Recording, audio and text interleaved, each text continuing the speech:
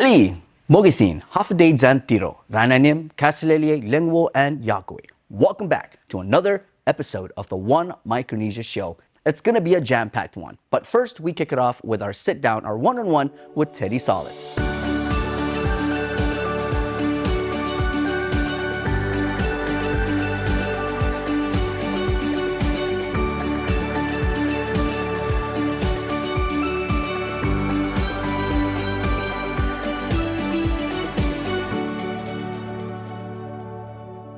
I was born and raised here, and I left Guam like a year after high school. I graduated in 2001 from Southern High, and I spent maybe one more year here doing a little bit of school at UOG, and then I left in 2002 to pursue what I thought was going to be a quick career. You know, I just like learn a few things and then come back. And that didn't happen. So. And what was that? Was sound design something that you were going into, or was it something totally different? No, it was totally. So my original idea was, I was very much into everything about music, the creativity or the creation of music, as well as the technical engineering science behind what makes an album or something like that. And so I wanted to study a lot of that, and ideally, my intention was to return home and maybe teach music, or put up a studio or something along those lines. And the intention was always to return home and do so. But I attended a school that was it was a trade school that was teaching us all about the science behind sound. And in that school, I came across the post-production courses, which was for sound design for TV and film. And in that, I was like, dude, this is amazing. So, I never even stopped to think about that was something that was a career choice.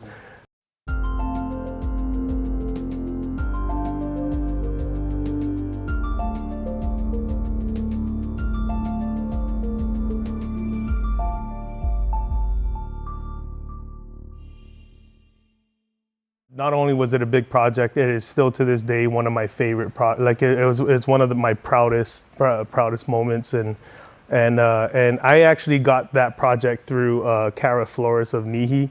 I've been working with her for years before that with NIHI and helping them get some sound ideas into their programs, working on some of the sound for their shows. And so she was the one who approached me with the museum project, and I'm so grateful for that, And I tell her all the time, I was supposed to meet you, and it really came down to that, because the Guam Museum gave me the opportunity to reach into historic ideas, right? And a lot of fun was one of my favorite things about it was like trying to stay as authentic to the sounds of Guam as possible, and like creating ambiences for the different spaces that you walk through, and then the movie, you hit an alta right at the beginning, the film that you watch when you first walked in, like all the sound design in there, I tried to make sure stayed true to the period, like don't put in any birds that didn't exist back then, and collecting some of the indigenous birds of Guam that have since gone either endangered, or I think a few of them have gone extinct, like a collection of the sounds of those birds, and throwing them in as well. It was a lot of fun doing that, and then recreating World War II areas. I mean, it was a nice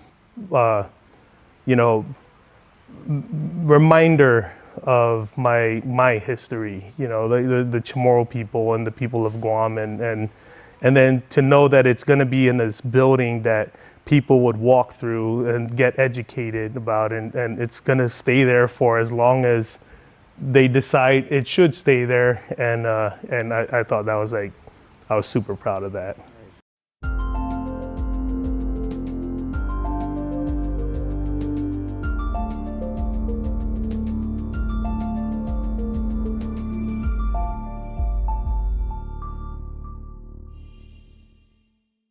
I was nominated for an Emmy for the show Barry on HBO.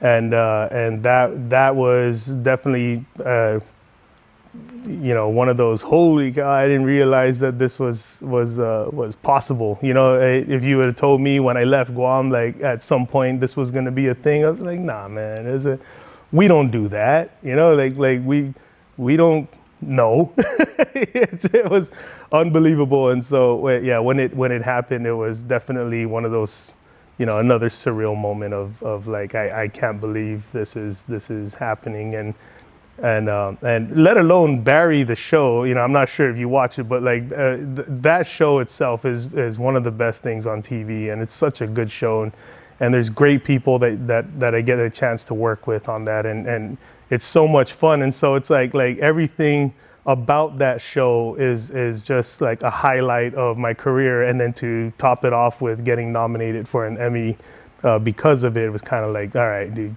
that's the cherry, right? The icing on the cake was like, oh, this is so cool. And yeah, we didn't win, but honestly, I was like just happy to be at the party because it's a good time. Nomination to events like that. Yeah, absolutely. Yeah, it's like, I was like, oh man, I can't believe we're here. Like that whole thing, the whole time. And it was great.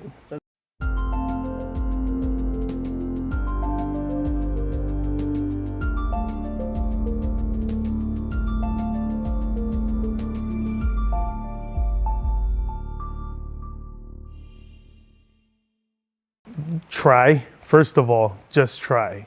There might be a battle with your support system, be it your parents or something like that. There may be a little bit of pushback because, again, like I said, with my parents, there was a little bit of pushback because they're not familiar with it, right? This is unseen territory, right? And like, I don't want to send my son to the States to try something that it may or may not work.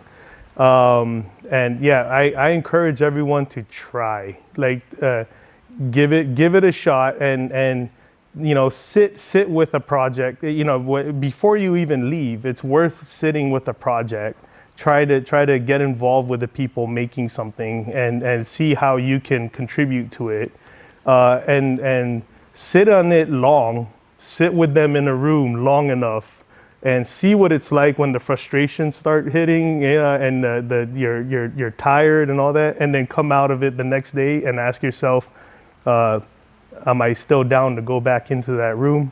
And if your answer is yes, then now you can start looking into taking the jump of like whatever that next step is.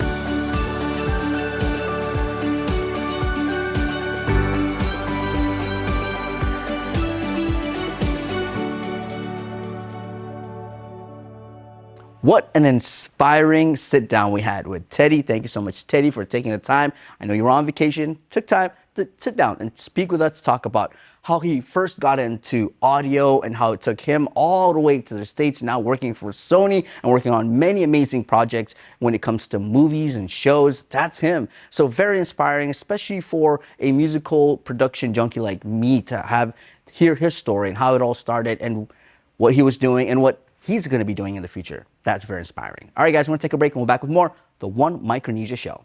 Welcome back, The One Micronesia Show. Now, GMIF, it's back, and this time it's a little different because they took it all the way down to the south to the Valley of the Laddie. So let's go there.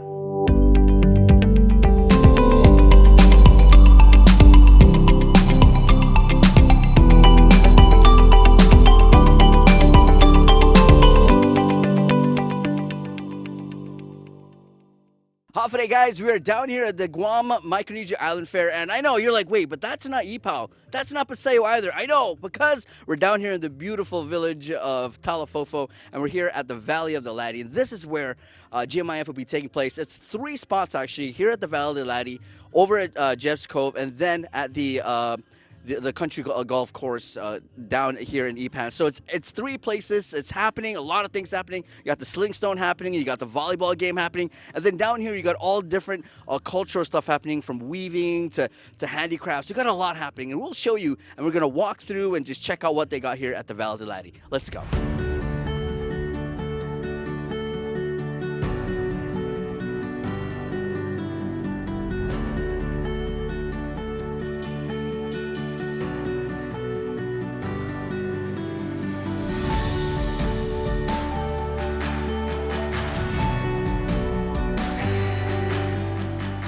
Okay, guys, we're here with Carly. Now, Carly, you were just in the session here with the weaving. Tell us more about what we just learned and experienced here. Yeah, so I really like to weave, and she just taught me how to make one of the small round baskets. So this one right here. Yeah, she just showed me how to make this, and it was just a lot of fun. She's such a wonderful teacher, and she's so patient, and she just showed you every step along the way. But then she also challenged you, saying, "Okay, what do you think you can do now? Like, what's your next step?" And so, yeah. Are you going to continue weaving and you're going to put that into practice? Oh, absolutely. I know how to weave like little things, but I'll definitely be trying to do the basket a couple more times when I go home, and hoping to find some good fronds. Yeah. Okay. And for people out there who have not tried it and maybe they missed out, what do you want to tell them to encourage them to come to the next one? Everyone can do weaving. Like, it's not a trade that you're inherently born with. Like, you can learn it no matter where you come from, who you are. So don't feel discouraged, and just have fun with it.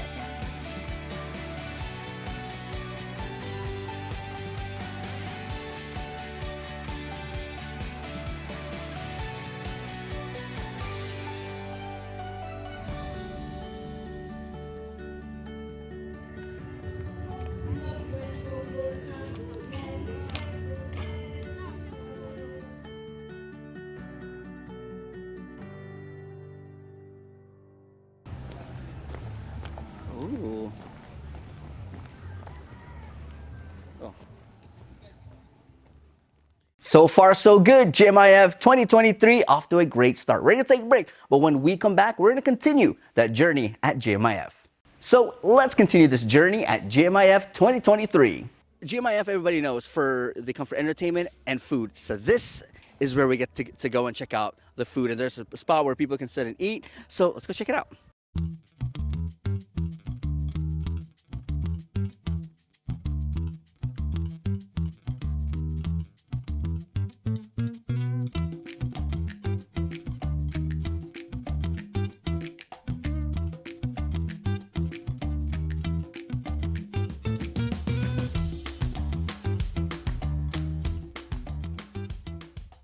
This year, we're bringing it a different level because we're down south here.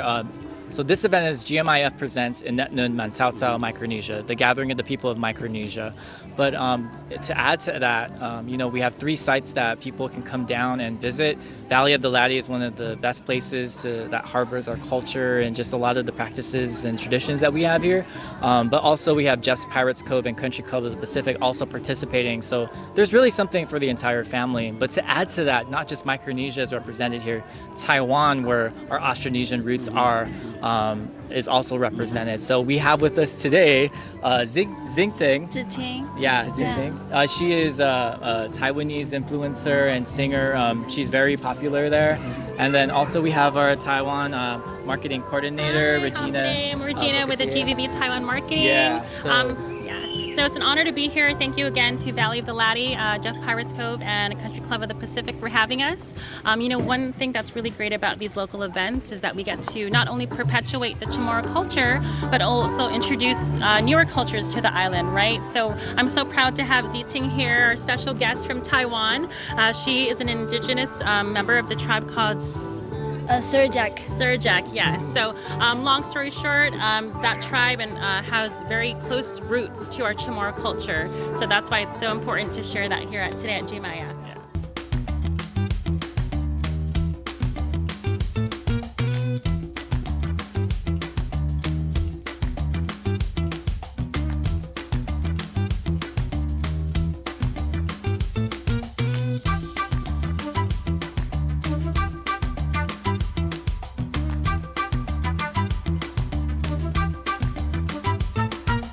Wow, definitely one of a kind. GMIF 2023 off to a great start. It's different. Some people are like, nah, but hey, man, we just did that walk. It's literally something for everybody down here at GMIF, man. Such an amazing day, just filled with a lot of food, entertainment, culture, especially culture. That's what's happening down here at the GMIF. Man, like I said, a lot of things happening. You got things happening at the golf course, Jeff's Pirates Cove, and then right here at the Valley of the Latte. Wow, GMIF, amazing, beautiful. I love it. Let's continue to make more. Let's go.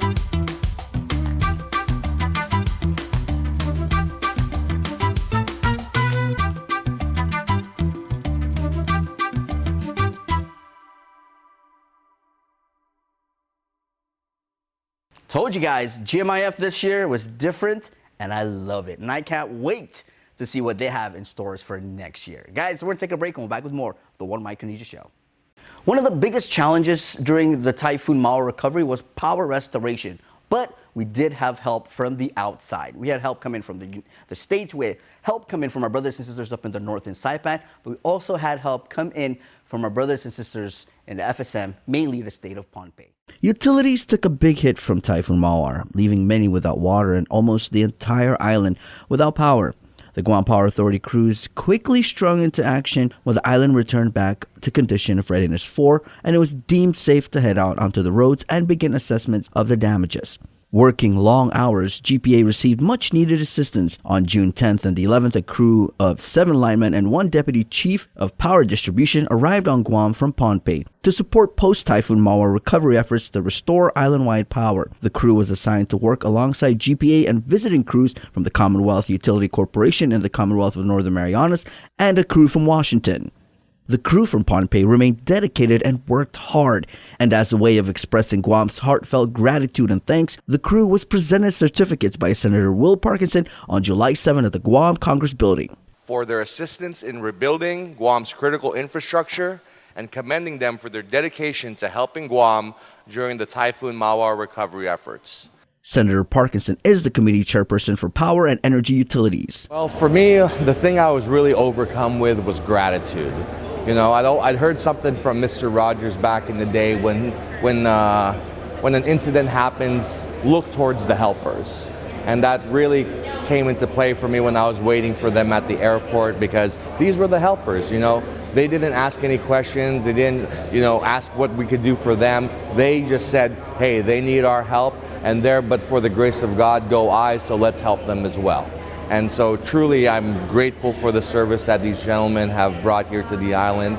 And I hope that, knock on wood, I hope they don't have any typhoons or storms, but if they were ever to do, I would be honored for the opportunity to reciprocate the help that they showed us. Senator Parkinson said that as someone who has experienced their fair share of typhoons, he knows all too well having to go without power for months. And so for me to see such an incredibly quick recovery is very heartening. I know there are a lot of people that are very upset with the rate of recovery, and they have some valid concerns, absolutely. But we aren't sitting here 4 months in the dark, and I attribute a lot of that to the help from the Pohnpei Utilities Corporation, as well as people from Saipan and the Snohomish County. Like, we didn't just have help from them, we had help from other jurisdictions, and it was a beautiful thing. And it really shows that in a tragedy, creeds and boundaries and things like that melt away, and we're all just people. One of the lead men recognized and presented with a certificate was Enos, who said he and many of the other linemen are no strangers to helping out their fellow Micronesian brothers and sisters after a natural disaster. We've been participating in so many typhoons, like in the Typhoon Baka, we were here. Even Bonjongwa, some of the guys went down to Chuk for Saudolor, and I was the second batch to take the guys to Saipan on U2. Oh, okay. Yeah. So we've been around. For Enos, this is his 3rd trip to the island to provide assistance. I'm really grateful to be here again as representing our utility. Even though we're from Pohnpei, but we're representing the whole FSM. And as the crew prepared to make their way home, Senator Parkinson had this to say. For anybody from the island of Pohnpei, if you're watching from a grateful island, we are thankful, and Godspeed to your folks going home. Thank you for sharing them with us. And thank you, gentlemen, for your service. May you have a safe trip home, and Godspeed. And that does it for this episode of the One Micronesia Show. We'll catch you guys on the next one. My name is Victorious. I just gotta say peace.